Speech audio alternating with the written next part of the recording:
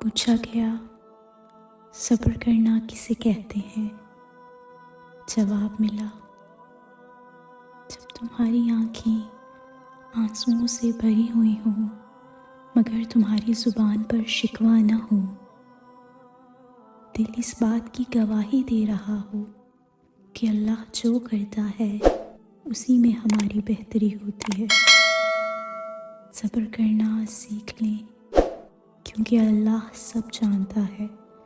وہ جانتا ہے کہ آپ کن کن وقتوں سے گزر رہے ہیں، اور اللہ وقت بدل دیتا ہے کیونکہ تبدیلی کائنات کا اصول ہے۔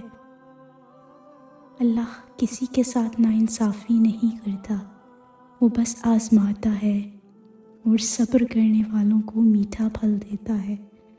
اور اللہ پاک قرآن شریف میں فرماتے ہیں، صبر اور نماز سے مدد مانگو، بے شک نماز ایک سخت مشکل کام ہے مگر ان لوگوں کے لیے نہیں جو دل سے میری طرف آتے ہیں، لہٰذا آپ صبر کریں، بے شک اللہ کا وعدہ سچا ہے۔ اور جو لوگ یقین نہیں کرتے یقیناً وہ مشکل میں رہتے ہیں، لہٰذا آپ صبر کرتے رہیں کیونکہ یقیناً اللہ تعالیٰ نیک کام کرنے والوں کا اجر ضائع نہیں ہونے دیتا۔